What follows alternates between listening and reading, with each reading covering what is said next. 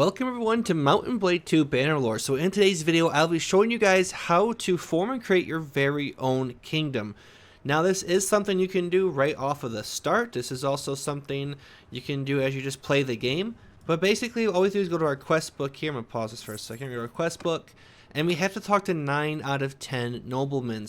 I've already talked to 9, obviously I have one more to do. This can take a while to do. That's why I said it might be better just to do as you're playing the game, especially if you're starting out. And there's 2 ways you can do this. So one is you can go up to any of these people. Like I can try to catch that guy. I might be able to catch him. Try this guy. Can I talk to you?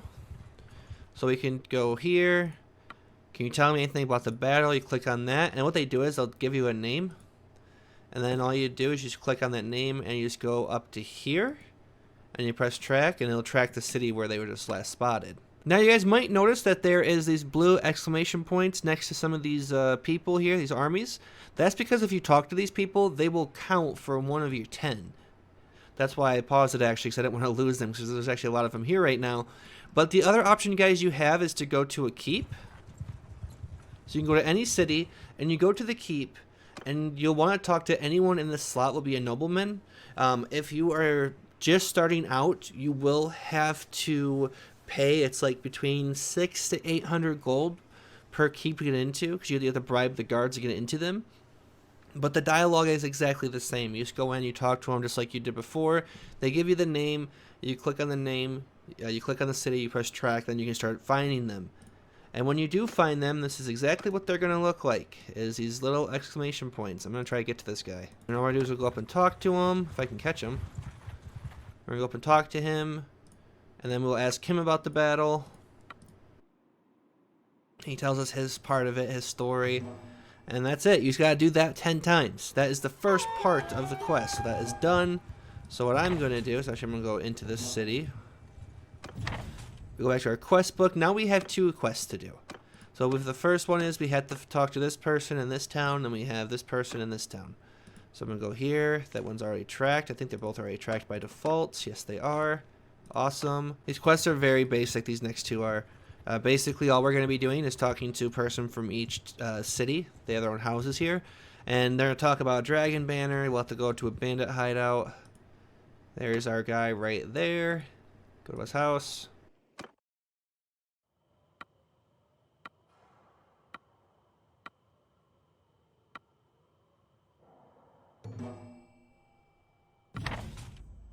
Has been updated, so now I'm going to leave. There should be a bandit hideout marked on the map now, which yes there is right there. Now if you guys don't know this, how these work is you can only take a certain number of troops in with you. So I'm going to go to my party, and I see like I don't want to take recruits.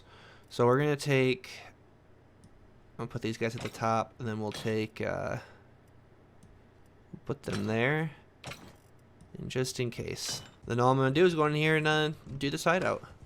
If you've never done a hideout before, I strongly recommend saving before you go in. Because especially this one can be a little hard to do at times. We'll see how it goes.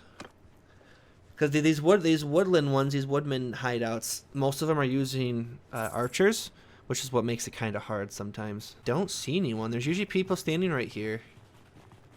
And there's just no one. The camp must be empty. And that's fine by me, I guess. Just it's empty, so.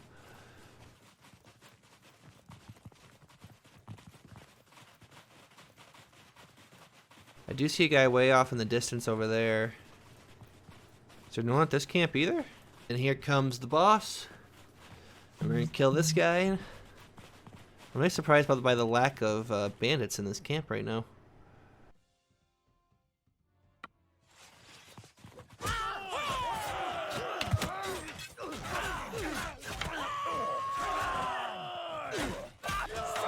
And there we go.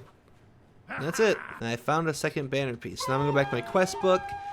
And as you guys can see, we now have 2 over 3 pieces. And now we have to go talk to this person in this town, which it's already marked for us by default. So if I just click on the banner, there it is. Travel. And this quest is the exact same, where you just go, you're going to go into her house, talk to her, and she's going to send you to another hideout to attack to get the 3rd banner piece. And there's the hideout she wants us to attack. There's actually no one in this hideout right now. Doesn't look like. Oh, there's 2. That's what those indicate, by the way. It's the amount of troops inside the hideout. or bandits I should say. They're all bandits, but it's the amount of bandit groups inside the hideout. So if there's 4, that means there's going to be more than there would be if there's only 2. Wait till nightfall. Just going to let them go do their own thing.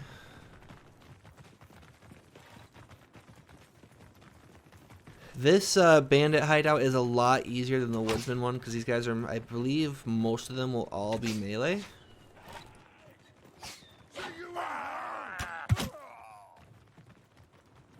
And there's also like no one in here right now because there's just not many bandits in this hideout right now. Makes it pretty easy. We're just going to walk all the way down the river and then we'll be fighting the bandit boss for this camp. And now we should get the bandit boss. There he is.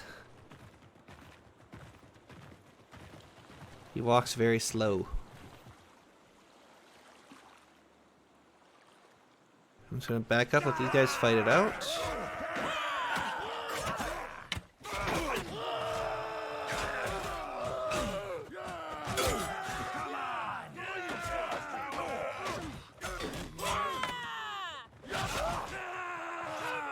And that is that. And we should get our 3rd piece of the banner. Come back to our quest book now.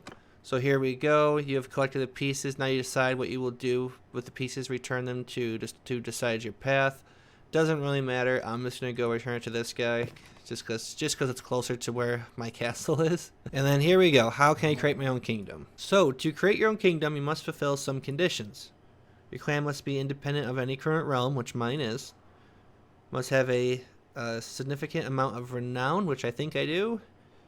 And you must gather a considerable amount of men, which I should already have. You must rule a settlement that is not in peril.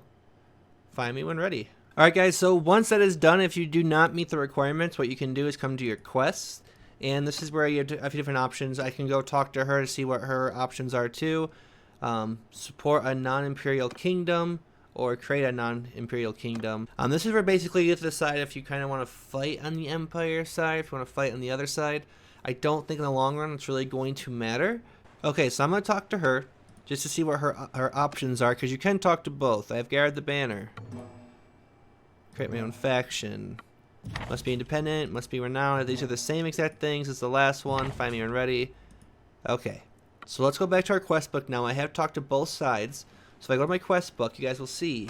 So if I want to create a imperial faction, here are the requirements. I think they are the exact same as the other one. They are. So you just have to have 1 settlement. Your clan has to be independent. Have at least 100 troops. Your clan has to be tier 3. It just comes down to deciding if you want to create your faction under the imperial faction or if you want to be non-imperial.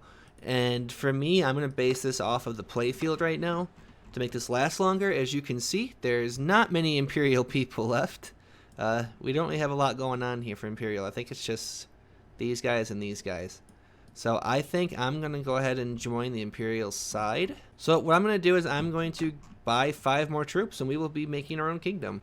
Okay, so I got my troops. We're going to go talk to her now. And we should be able to create our own faction. I've done everything you asked me. I'm ready. Very well. And there we go. We now have our own kingdom on the imperial side.